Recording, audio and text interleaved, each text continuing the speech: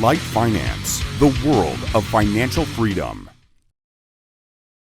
Hello, it's Monday, 3rd of April, so it is a time to start the market forecast, in which we will, of course, discuss the macro calendar for the upcoming week, as well as we will summarize fundamental factors based on which we will create a trading plan for Euro-USD.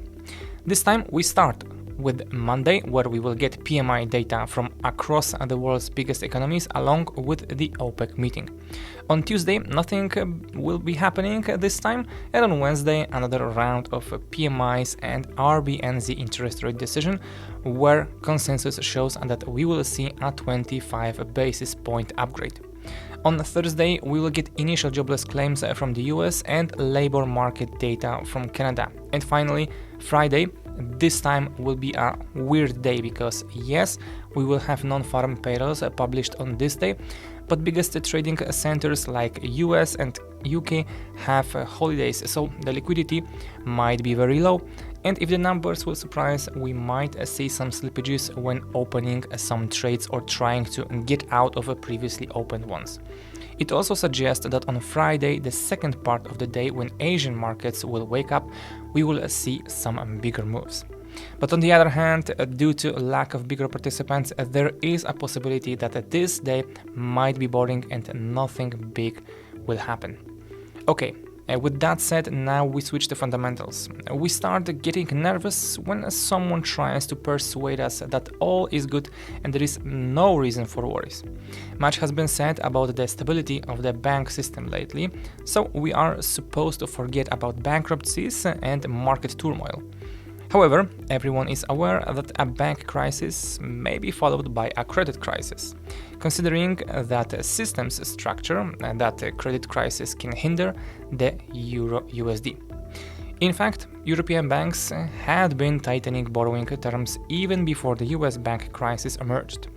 So the share of banks tightening credit terms was the highest since 2012. Lending to non-financial organizations have reduced in the past 3 months in a row, while loan growth to household has slowed down significantly. These processes will likely accelerate. The upcoming crisis is more dangerous for the euro than the USD, as companies from the euro area tend to attract capital via bank loans, unlike the US, where corporations draw money through corporate bonds. Thus, the impact of a bank crisis on the economy is reduced in the States. However, every cloud has a silver lining. The turmoil in the bank and credit sectors can slow down inflation. That's already happening in the Eurozone. German consumer prices slow down from 9.3% to 7.8%, and the Eurozone's from 8.5% to 6.9%. And so the main reason is allegedly the falling price of energy resources, but tighter credit standards will make themselves felt soon.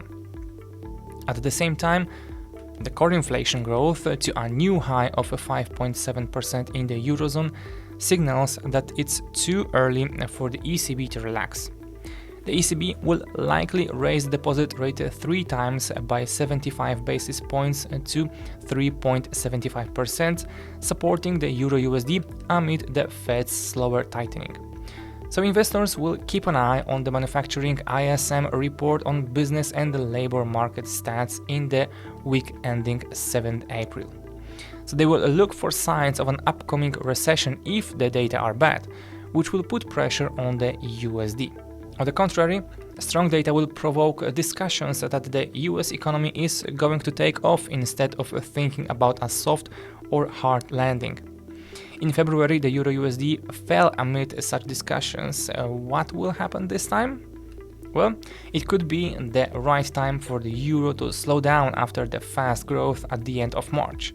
Many positive factors, such as the Eurozone's stronger economy and fast restrictions, have already been priced in the quotes. Meanwhile, negative factors and a potential credit crisis have been ignored. So the level of 1089 remains key for the Euro-USD. If the bulls manage to catch at it, the rally will continue. If not, sell the euro in the short term. And so guys, that will be all this time from my side. Thank you for watching and goodbye.